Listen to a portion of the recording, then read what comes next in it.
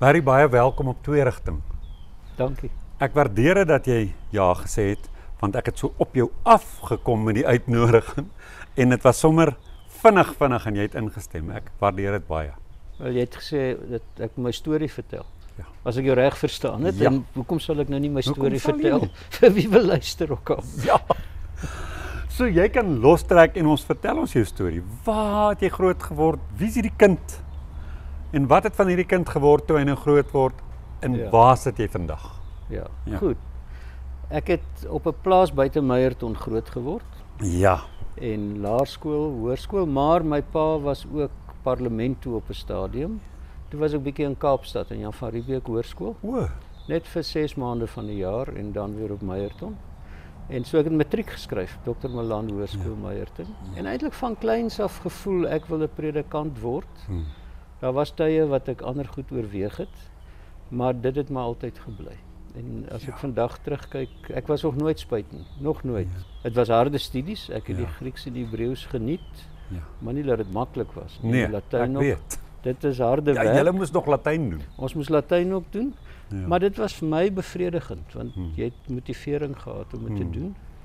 Toe diensplig kapelaan in die lugmag en toe is ek, my heel eerste gemeente was Pretoria Ferry Glen. My magies. En toe was ek nou in 'n paar gemeentes van ek wil nou nie tyd daarmee, maar net van Ferry Glen na Empangeni in Zululand, Ja. Empangeni na Universiteitsoord Pretoria as Ja. studenteleraar, toe Linwood gemeente en toe is ek na Letsitele toe, daar tussen Sanino en Phalaborwa wat mooi jare was. En toe ek so 59 jaar oud is, toe dink ek dit was alles baie goed, maar ek dink is nou klaar. My wêreld. Ek dink as ek 60 word moet ek aftree en dan kyk waar kan ek tuiskom op 'n retreat sentrum of 'n plek waar ek nie nou my pensioen hoef te gebruik nie, maar kan werk dalk en woning kry. Ja. En dit is nou 'n ander lang storie wat ek eintlik ook as ek nou parallel goeters kon vertel want ek het gedoen, maar ek kan nou net een op 'n slag vertel. So kom ons gaan eers terug na 1998. Ja. En ek voel dis 'n belangrike deel van my storie oor renessans en oor wie jy is en Ja. wat jy opneem en alles. So in 1998 toe kom daar 'n lidmaat na my toe in Linwood gemeente en sê hy het behoefte aan 'n dieper verhouding met God of ek hom sal help. Ja. Nou jy weet as mens nou met lidmate werk, Ja. dit jy wil graag. Jawel. So hy het my een keer 'n week kom sien, dan ons het nog begin met Johannes 15. Ek is die ware wingerdstok en julle is die lote. En dan het ons nou gesels en dan het ek vir hom gesê waaraan hy nou hierdie week moet aandag gee. En dan as hy volgende week by my kom, dan kom ek agter dat niks gebeur nie, want hy's 'n werkolis. Ja. Hy's oorgewig. Hy het 'n pos by Unisa en 'n privaat praktyk. Daar gebeur niks. Daar gebeur niks. Toe na die 4de week, toe sê ek wil met hom en sy vrou gesels. Ja. Toe sê ek dink hy moet op 'n plek buite Pretoria gaan, laat hy net perspektief kry op wat gaan aan in sy lewe. Ja. Toe sê hy sal dit doen, waarheen moet hy gaan? Nou, ons praat van 1998. Ek was toe nog nooit op 'n retreat sentrum of enige so iets nie. Ek sê toe 'n gesondheidsplaas. My genigtig. Toe sê hy nee, hy was al op so 'n plek. Hy gaan nie weer blaarslaai en wat lemoen eet vir 'n week lank nie. Hy sal nie dit doen nie. Toe sê ek nou vas, want hy's bereid om so iets te doen. Ja. Waarheen vat ek hom nou? Ja. Toe sê ek, want ek het in 'n tydskrif daai tyd gelees van 'n retreat sentrum op McGregor in die Kaap. Ek sê vir hom 'n retreat sentrum. Hy sê goed, hy sal dit doen, maar hy sal nie alleen gaan nie, ek moet saamgaan. Saam. Toe bespreek ek vir ons, maar hoe nader ons aan die tyd kom, hoe meer begin ek myself jammer kry. Laat ek alles in Pretoria moet los om saam met die persoon McGregor toe te gaan wat ek voel net perspektief moet kry op sy lewe. So ek bel toe die man by McGregor en vra as daar nie nader aan Pretoria 'n plek nie. En hy sê ja, Sediba Mountain Retreat. Daar is 'n Vader Antoffer, 'n Oostenryker. Hy gee vir my die posadres want hy sê dis 'n plek van stilte. Hy dink as ek bel, gaan hy dalk nie die foon antwoord nie. Ja. Ek het toe geskryf. Daai tyd het alles nog gewerk met pos Ja. of goed gewerk met pos. Ja. gesê ek's 'n NG predikant, ek wil iemand bring, hy hoef niks met ons te doen nie. Ek wil net hê die persoon in perspektief kry. Ja. So 4 dae later lei my foon. Toe is dit Vader Antoffer. Toe sê hy, you are most welcome. Nou daar het 'n ding begin. Toe bespreek ek vir my en die lidmaat vir 4 dae by Sediba. En toe ons die eerste dag daar afklim, toe sit net ek en hy en die priester. Die lidmaat in sy eie rondaweltjie, ek in my eie rondaweltjie. En etenstye kon jy gesels aan tafel, maar verder is dit stilte. En die priester sê toe, 5:00 vanaand is yoga en 6:00 is meditasie, julle is welkom. Nou kyk ek en die lidmaat mekaar so. Nou besluit ons is nou hierso, kom ons doen dit. 5:00 is ons daar vir die yoga, wat vir my 'n baie positiewe belewenis was, 'n baie sagte bewusword en kontak met jou liggaam. Hy het aan die slaap geraak, die lidmaat. Maar in elk geval, en toe die meditasie, wat die priester was nie 'n ou wat vir jou gesê het, kom ek verduidelik nou eers vir julle hoe werk meditasie, wat moet jy doen. Hy het net gaan sit en daar was kussings en stoele om die muur en ons het gesien hoe ons moet ook sit. En ons het gesien hy slaan 'n gong en hy maak sy oë toe, toe doen ons dit ook. En daar sit jy en jy begin seer word. Want ek sit kruisbeen, die lidmaat op 'n stoel. Maar in elk geval, 25 minute later, toe slaat hy weer die gong en toe loop ons so in die ronde en toe gaan sit ons weer vir nog 25 minute en toe sit aandete. Die volgende dag na middagete, toe sê die lidmaat vir my, hy besef nou die prioriteite in sy lewe is verkeerd. Ja. Toe dink ek nou, wat gebeur hierso? Ek het 4 weke met hom probeer werk en agtergekom, dit maak nie 'n merk nie. Ja. Nou is ons 'n dag lank in stilte en daar's meditasie sessies. En hy sê hy besef nou. Die 4de dag toe ek hom by sy huis aflaai, toe sê hy vir my dit was die geestelike hoogtepunt van sy lewe. Nou dit was vir my verstommend. Wat het gebeur? Daar was 'n kapel, ons het die Sondag diens gehad, want die dienste was oop vir mense van buite. Ja. So dis nou nie dat dit 'n totale neutrale milieu was nie. Nee, daar's ikone, daar's Christelike simbole, maar daar was ook boeddhistiese simbole en hindoe simbole, want die priester was 'n hele paar jaar in Indië. Ja. Hy was eintlik ingewy ook as 'n hindoe priester met sy bynaam Prashant. En tog het die lidmaat na 4 dae gesê dit was die geestelike hoogtepunt. Ek het hom die donderdag gebel om te hoor hoe gaan dit nou. Ek was bang is net so 'n vinnige oplewing. Ja. Toe het hy by 'n gym aangesluit voor hy werk toe gaan. Swem hy met 'n instrukteur. Hy en sy vrou se plek in die kerk, jy kon altyd sien waar sit hulle. Dit het 'n verskil gemaak in sy lewe. 4 dae op 'n stilte retreat. En hoekom ek nou die storie vertel, ek dink vir my het dit nog meer beteken. Ek kon nie ophou teruggaan nie. Ek het my vrou begin saamvat, ek het my kollegas begin vat en toe het ek begin om saam met Dr. Willem Nicol, hy het my genooi om saam met hom retreats aan te bied.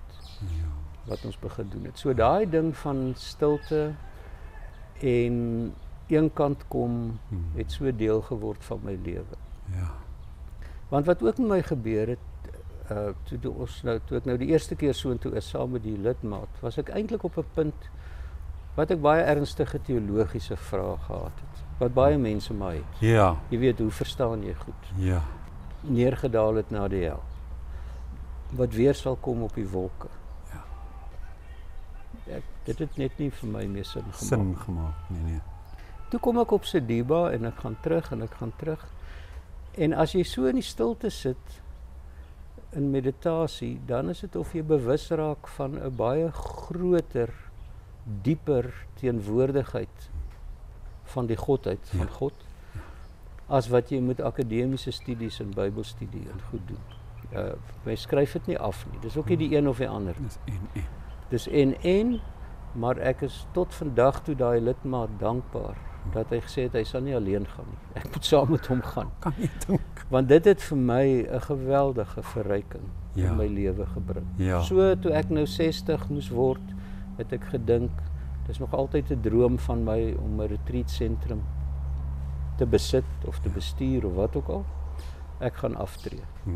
En in daai tyd bel Mosaïek gemeente my en sê hulle het 'n retreat sentrum, stel ek nie belang.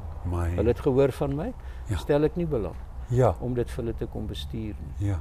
En toe is ek 9,5 jaar op Origins, wat die retreat sentrum is. Wat 'n wonderlike ervaring was, 'n blootstelling aan baie groepe, Katolieke, Methodiste, gereformeerd, Pinkster, charismaties, almal mense wat behoefte het aan stilte Dis hy. en wat soontoe kom. Ja. En ja, nou is ek weer afgetree, want ek het klaar gemaak by Origins, by Mosaïek. En nou het ek elke woensdag aand wat ek noem 'n Tese-diens, wat ons die Tese musiek sing en in stilte sit, maar geen preke of enige sulke goed nie. Mense luister genoeg preke, Dis hy. as ek nou eerlik kan wees. Dis hy. Maar om in stilte te sit, het vir my groot waarde. Wow. Ek dink dis waar my en baie mense se wortels lê. En of 'n ou nou stry oor hoe jy dit moet interpreteer en hoe jy dit moet opvat. As daar nog tyd is, wil ek net dit sê. Daar's nog baie tyd. Is dit? Ja, nee, kyk, ons is nou eers 'n kwartier en 'n uur se gesprek in. Jy kan nog lekker praat. Ek kan nie so lank praat nie. Ek gaan jou vra. Ek is meer gewoond aan stilte. Ek gaan jou vra. Nee, weet jy, my tyd daar op Origins, nie op Sediba, het by my 'n beeld laat begin vorm aanneem. Ek voel ek is iemand wat sit aan ek leef op die oewer van 'n rivier. Ja. Ek drink daai water. Ja. Ek was my klere in daai water. Wow. Ek groei my groente met daai water. Daai water is my lewe. En as jy vir my kom kuier, gee ek vir jou van daai water. Dit is al water wat ek voel, wat ek vir jou kan gee. Daar is ouens wat ernstige debatte het oor waar ontspring hierdie rivier. En dit is so, ek verstaan dit. Ek het die boeke. I've been there, I've done that, as ek dit so kan sê. Dis hy. En is reg, ek sê nie mens mag dit nie doen nie. Maar ek weet waarvan leef ek. Ek leef van hierdie water hier by my. En daar's ouens wat ernstig verskil oor waar loop hierdie rivier heen? Waar loop hy in die see in? Is daar nog strome wat by hom aansluit of nie? Dalk is daar. Ek weet nie waar loop hy uit nie. Maar ek weet waarvan leef ek. Ek leef van hierdie water. En dit is vir my 'n belangrike plek waar ek gekom het. Ek sê nie mens moenie debatteer oor diep teologiese vrae en hoe jy dit moet verstaan nie. Ek dink daar's 'n plek daarvoor. Maar ons moenie mis waarom dit eintlik gaan nie. En dit is die lewe wat daar opgesluit lê in hierdie eeueoue tradisies. Wat vir mense oor baie eeue heen gedra het. Nie dat die kerk nie foute het nie. Die kerk het baie foute. En daar's baie foute gemaak. Maar feit is, ek leef van daai water. Wat hulle ook van geleef het. En dis waar ek is. Dis waar ek sit. So. Dit is vir my wonderlik. Die metafoor wat jy gebruik van die water. Ek bedoel, dit is ook natuurlik 'n metafoor wat jy in die Bybel kry, nê? Van 'n boom geplant by die waterstrome. So dit is vir my fantasties om te hoor dat jy in die stilte as iemand wat die teologie bestudeer het, onverwags daai woordelose omgang met die lewe. Wat jy met 'n hoofletter L kan spel. Begin ervaar het en dat die behoefte om dit te beskryf of daaroor te debatteer vervaag het. Omdat die lewe self is iets wat voed. Daar het 'n dag gekom dat ek besef het al my studie van teologie het oor iets gegaan wat ek nie noodwendig genoeg kans gehad het om te beleef nie. En dit het my begin pla van myself en ek het begin sê, maar as ek so besig is om te praat oor die rivier. Hoe lyk die rivier? Waar kom die rivier vandaan? Wat is die rivier se naam? Wat is die funksie van die rivier? Wat wil die rivier hê moet ek doen? Waarheen, soos jy gesê het, vloei hy? Is daar 'n hemel? Is daar 'n hel? Dit het bykans vir my die lewe so bietjie verdring. Asof ek nie besef het, maar ek is nou kognitief so besig, dat my hart nog nie mooi klop nie. En hy was aan die klop. Ek was lief vir die Here. Ja. Maar dit het die plek daarvan geneem.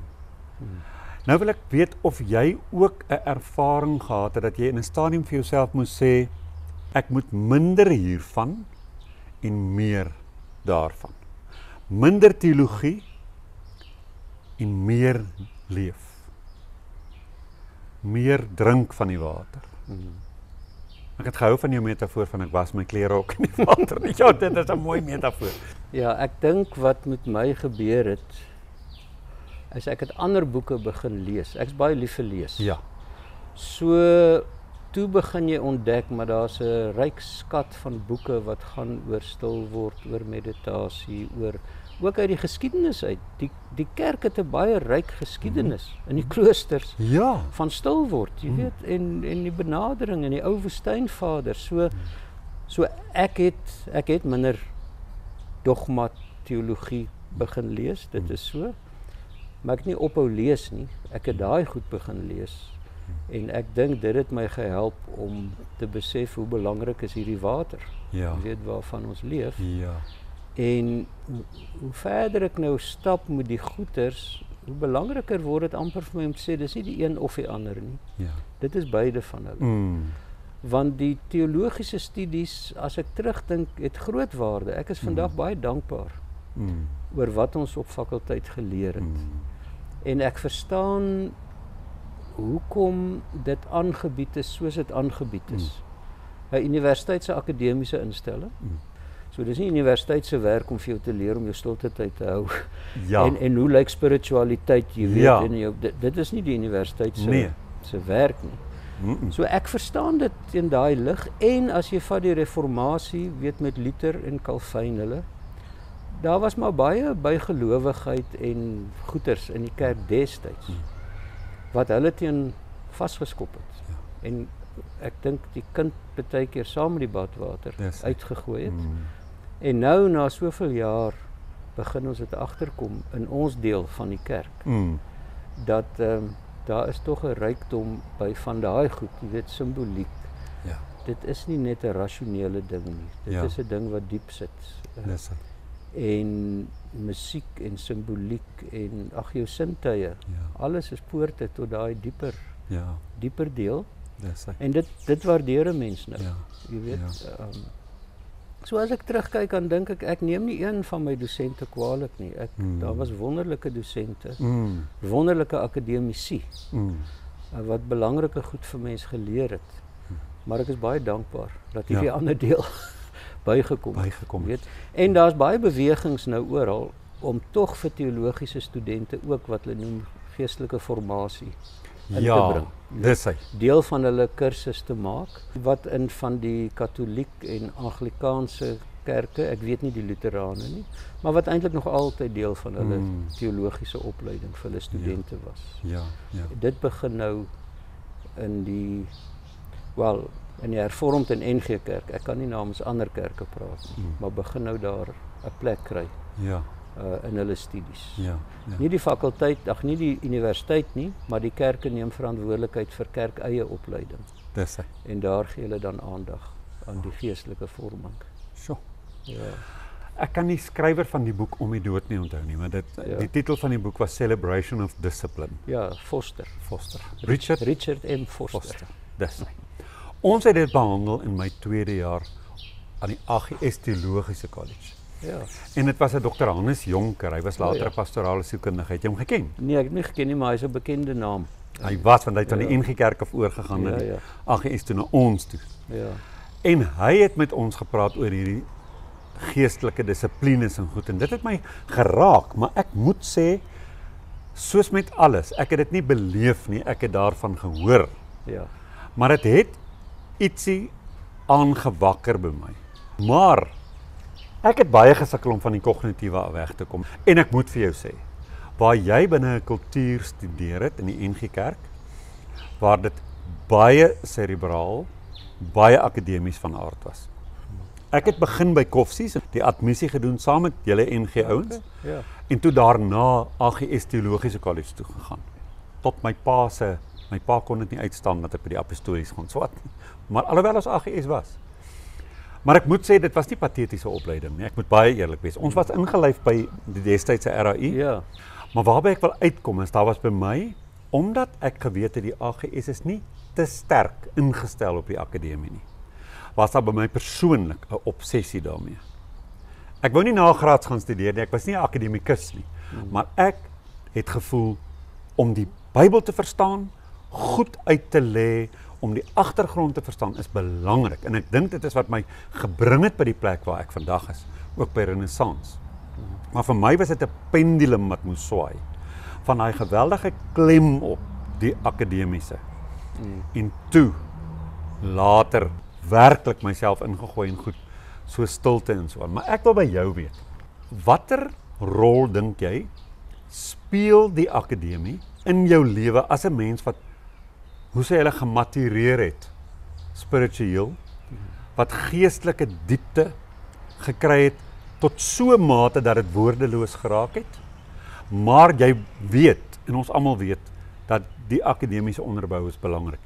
Waar in jou eie lewe, watter rol speel dit? En ek vra die vraag terwille van mense wat dalk op 'n plek is waar hulle worstel met die twee en wil sê dis of een of die ander, of nie weet hoe om die twee aan mekaar te koppel nie.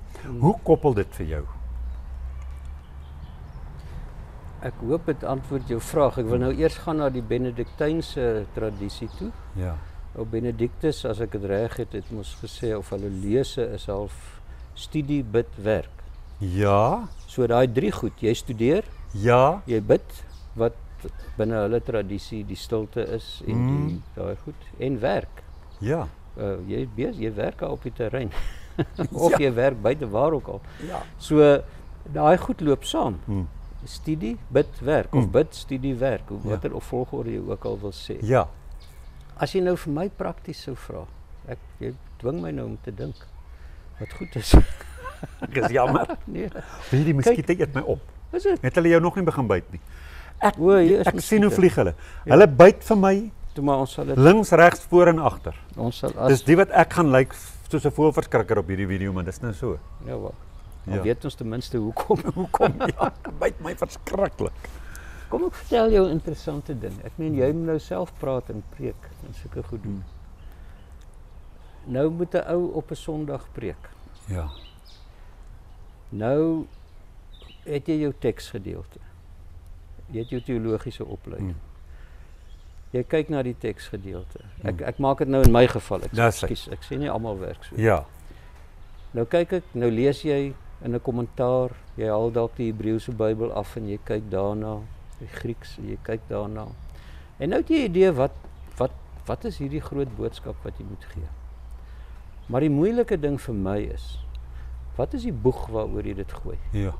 Wat gee jy vir die ou in die bank om te voel, ja, ek wil luister hierna. Ja. Dis vir my die moeilikste ding om daai invalshoek te kry. Ja. En dan het dit al male sonder taal gebeur. As ek in die oggend vroeg 6 uur sit in stilte, dan net skielik dan kom hy. So om weer te sê, dis nie die een of die ander nie. Ek doen die akademiese deel en alles, maar as jy stil word en jy sit in stilte, is dit of dit jou na 'n verdere plek toe vat. Die ouens sal ook nie daarvan hou as my sê 'n dieper plek nie, maar na 'n verdere plek toe. Ja. Waar daar goed duideliker word, wat nie as jy met jou kop in die boeke sit, duidelik word nie. So, ek weet nie of dit jou vraag antwoord. Dit antwoord gewis. Ja, dit is amper 2 treinspore wat gelyk loop, jy weet. En ja. Wat het jy gemaak met die dinge wat nie meer sin gemaak het later nie? Van die geloofstukke. Kom ek probeer dit vir jou prakties maak. Vir my voel dit nou op hierdie stadium, daai geloofsbelydenis is deel van die kerk se pad wat hy geloop het tot hier. Ek weet hoe ek dit verstaan. om die waarheid sê, Heidelbergse katekismus het self met die Terelle neergedaal gesê, nee, hy was nie regtig hel toe nie. Ja. Hulle het dit geherinterpreteer. Ja. Ek interpreteer die goed soos dit vir my sin maak. Dis hy. Ek sê nie jy moet dit interpreteer soos ek dit interpreteer nie. Maar dis groter goed as daai. Dis reg. Om te sê soos ek dit nou verstaan, moet jy dit ook verstaan. Presies. My beeld wat ek begin kry het, en ek weet nou nog nie of dit 'n goeie beeld is nie. Ja. Jy stap in 'n groot kunsgalery in. Sê nou maar die Rijksmuseum. Ja. En jy staan voor hierdie skildery, sê nou maar van Rembrandt. En jy dink, ag nee, al die lawaai oor hierdie ou klomp ou ooms met hulle stawwe wat hier staan. Nee, wat? Ja. Gaan verby. En jy kom dalk by 'n Cézanne of by 'n wat ook al. Ja. Party ouens selfs 'n Mondriaan en sê, "Wow, hiermee identifiseer ek." Ja. Gaan jy nou sê haal af daai Rembrandt? Jy kan nie. Dis nie jou plek om te sê. Oor 10 jaar miskien kom jy daar. Ja. Sê my aarde. Nou sien ek eers, né? Ja. En ek voel op 'n manier dieselfde oor hierdie goed, soos die 12 artikels.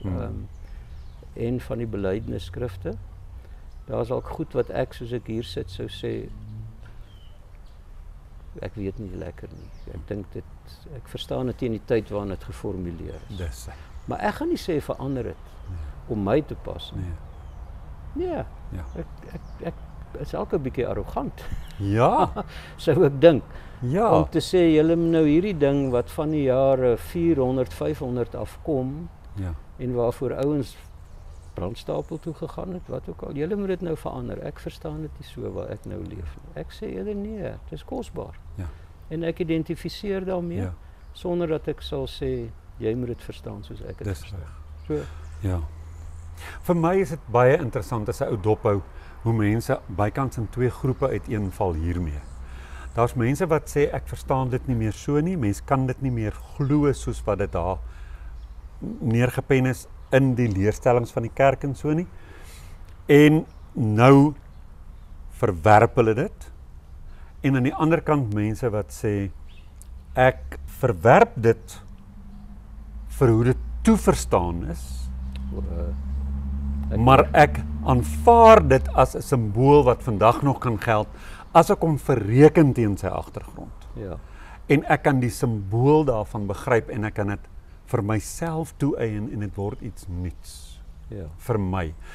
En wat vir my nogal hartseer is dat mense, en hulle sê ons westerlinge, ek het nou verlede week met iemand gepraat wat 'n dosent in sielkunde was en hy sê ons westerlinge is baie verknog aan teks.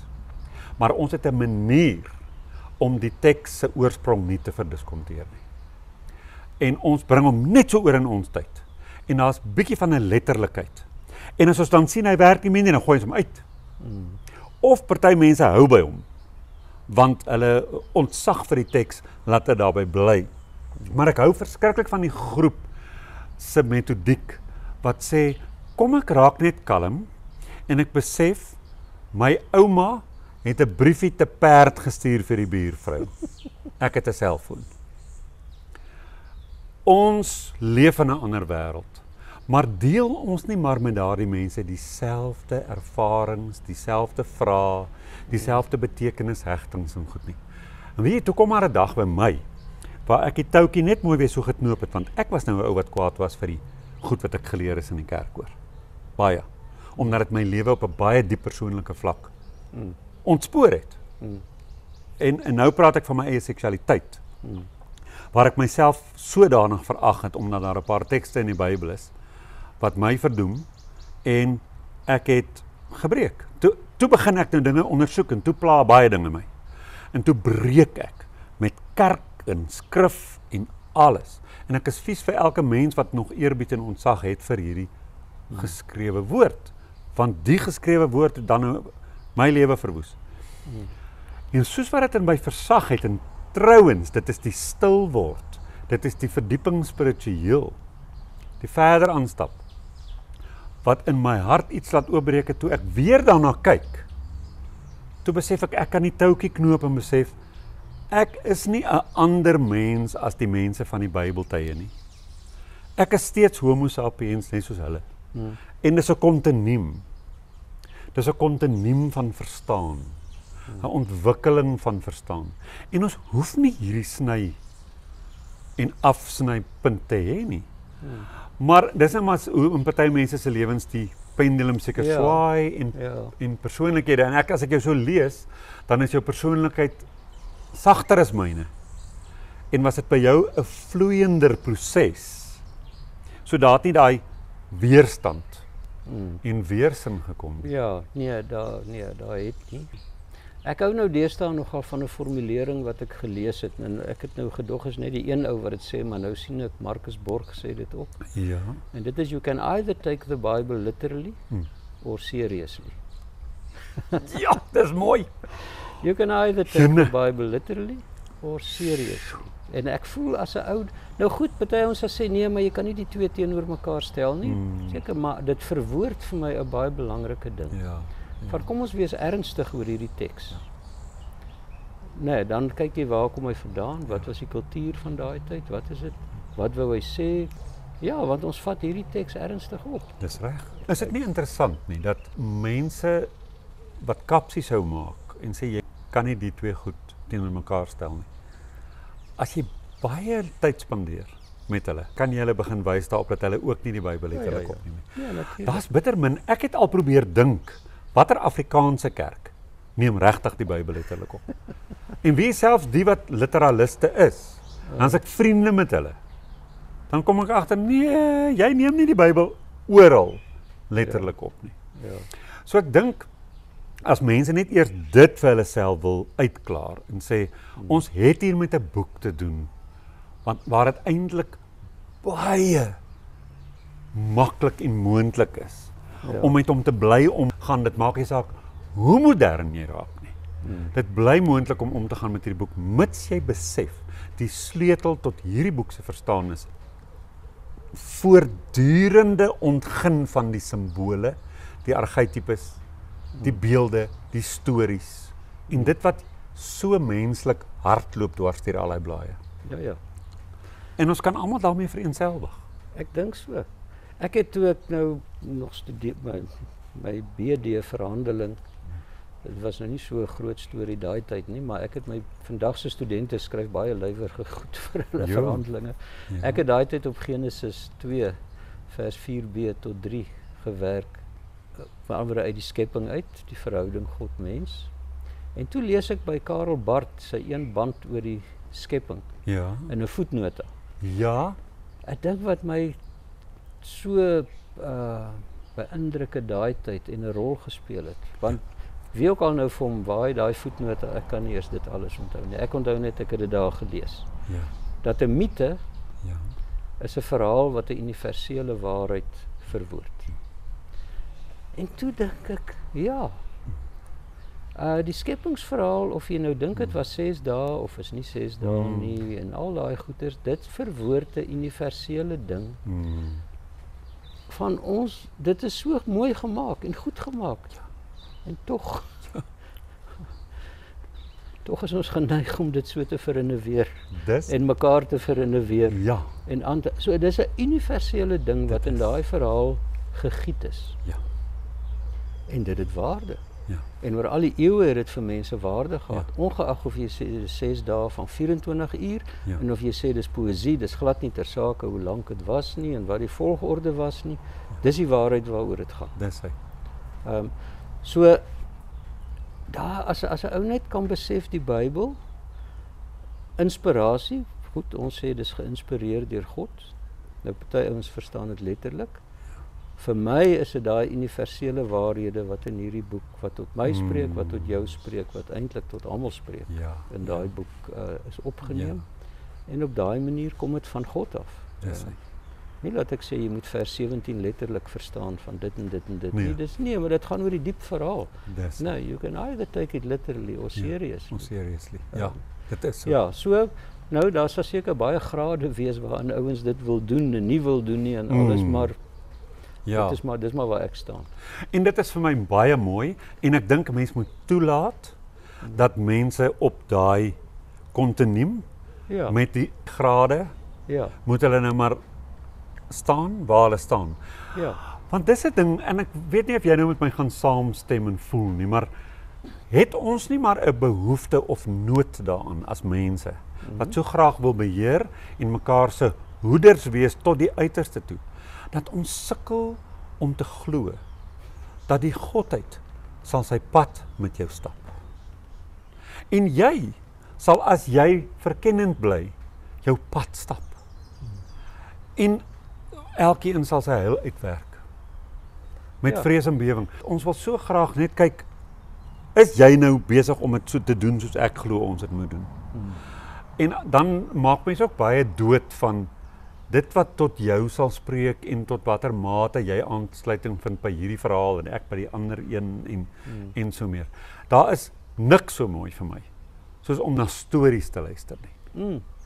Maar as jy die storie ontgin, dan kom ek agter ek en jy ontgin nie dieselfde goed uit 'n storie uit nie. Ek het 'n gediggie geskryf onlangs waar ek gesê het, jy moenie die godsverhale te ernstig opneem nie, maar neem die godsverhale ernstig op. Dis daai paradoks vir my. Van as ek met die letter wil doodmaak, nou ja, dan is daar baie ruimte daarvoor. Maar as ek wil toelaat dat die gees lewendig maak, dan is die ruimte so wyd soos wat die heelal is. Ja. Ek dink nogal stilte het die effek dat dit mense van verskillende oortuigings nader aan mekaar bring. Ek het dit nou maar daar op Origins ook gesien, die retreat sentrum. Wat binne daai omgewing het jy nie behoefte om te argumenteer oor wat is nou die rol van die paus en van al daai. Nee, want ons het hier iets gesamentliks wat baie diep is en kosbaar is om in stilte saam net te sit. Ja. En dis dit. Ja. Klaar.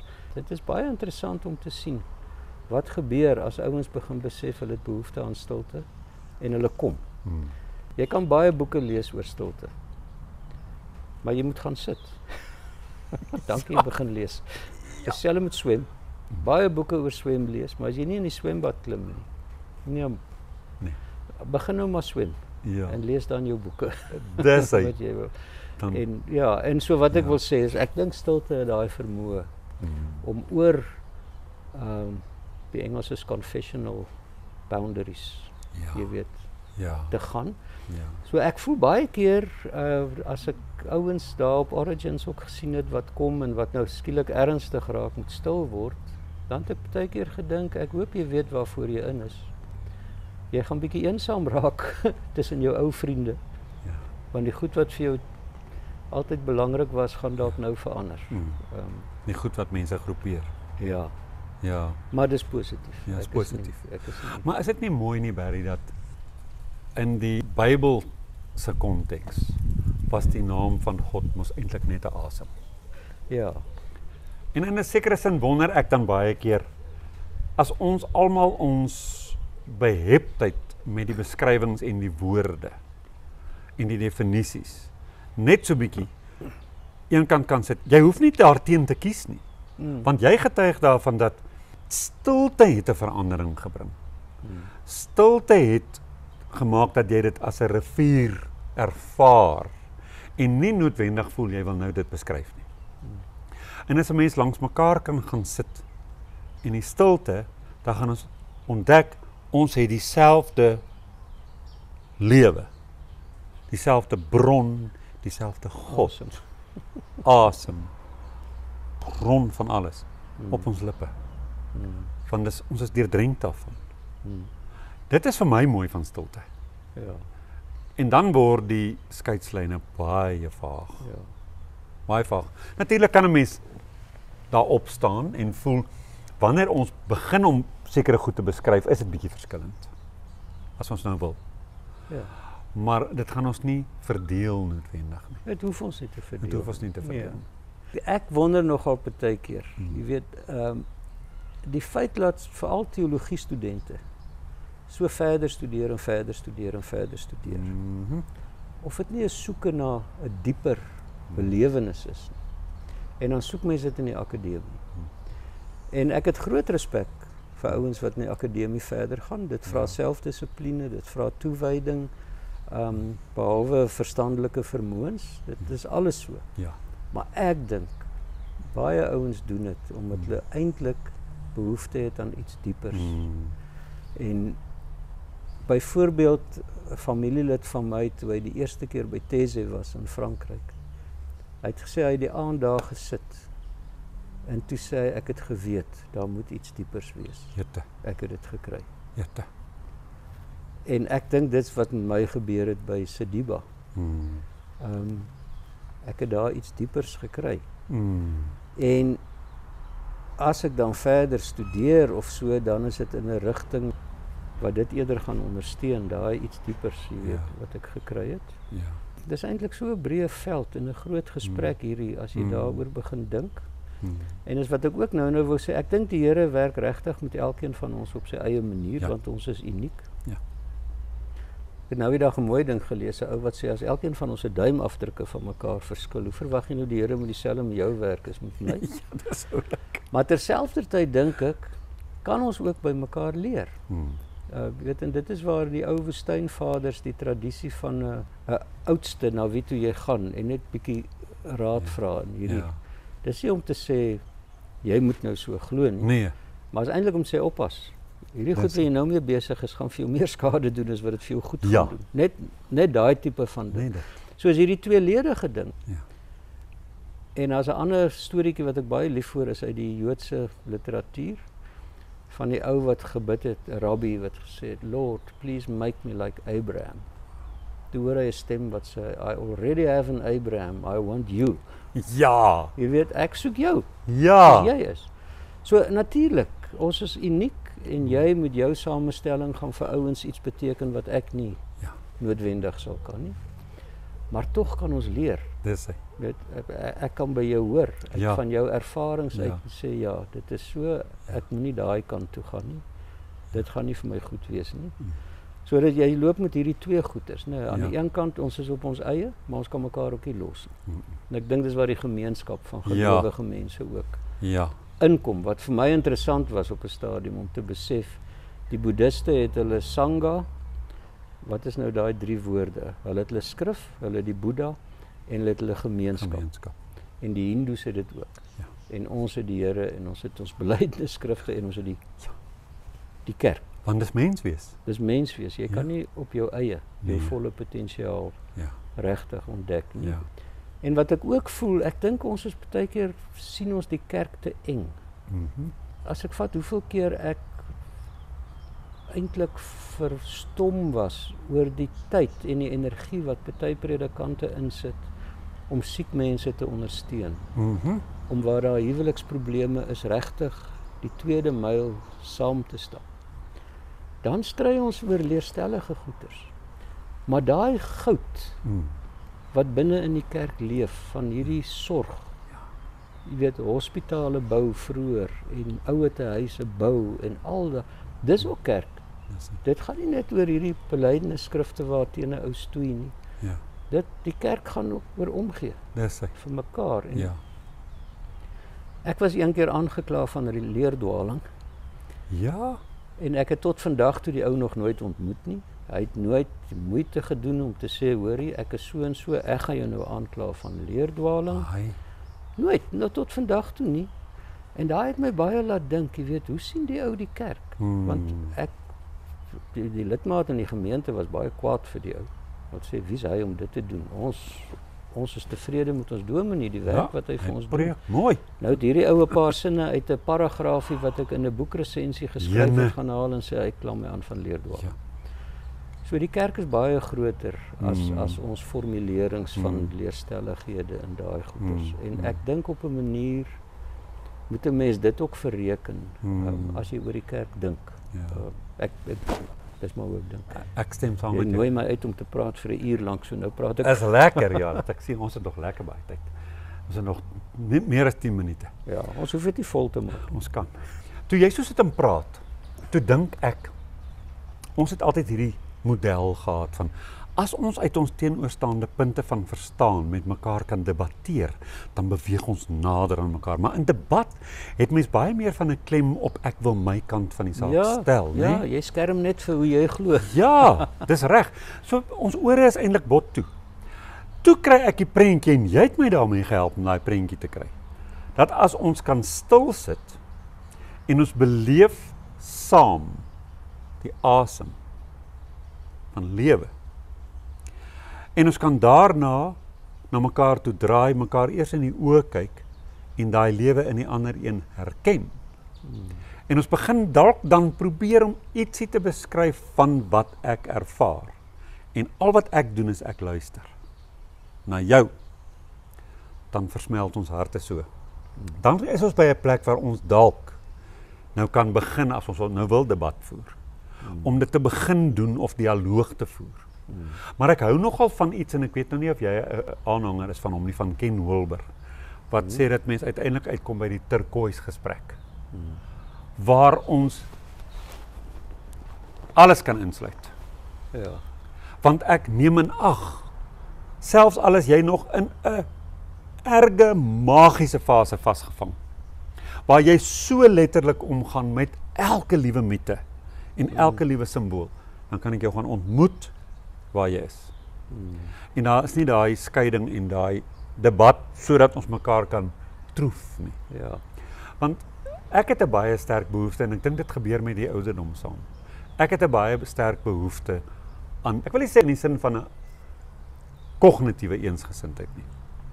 'n eenparigheid van verstaan nie, maar ek het 'n ongelooflike behoefte aan 'n hart wat een word met ander mense.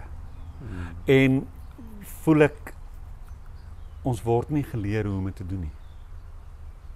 Ek het 'n oortuiging dat stilte, en ek sê dit ook, stilte het my nuwe godsdienst geword. Die wyse waarop ek myself kan ervaar in stilte is baie beter as op enige ander manier. Vertel my bietjie, as ons nou na 'n retreat toe gaan. Ek was nog nooit op 'n retreat nie. Wat kan ek verwag as ek na 'n retreat toe gaan? Want ek neem aan daar's iets in die atmosfeer, in die suggestie, in die verwagting aan die doelstelling wat ons daar het, wat bydraend is, anders as wanneer ek net alleen op die plaas onder 'n boom op 'n stoel sit. Wat gebeur alles daar? Dit sal seker 'n bietjie afhang van die aard van die retreat en wie die retreat lei. Ek kan eintlik net praat van as jy op 'n retreat sou kom wat ek aanbied. Ja. Ek gebruik altyd die beeld, ek sê vir die mense, sê nou maar daar's 10 ouens op die retreat. Dan sê ek vir hulle, as ons nou ontmoet en 'n bietjie gesels, dan sê ek vir hulle, julle is vir my soos mense in 'n bootjie aan die kant van 'n meer. Ja. My werk is om jou 'n stoot te gee, laat jy en jou bootjie daar op die meer gaan. En wat daar gebeur, is tussen jou en die Here. Wow. En op 'n stadium kom ons terug, roei jy jou bootjie terug en ons hoor. As jy wil deel. As jy nie wil deel nie, is dit doodreg.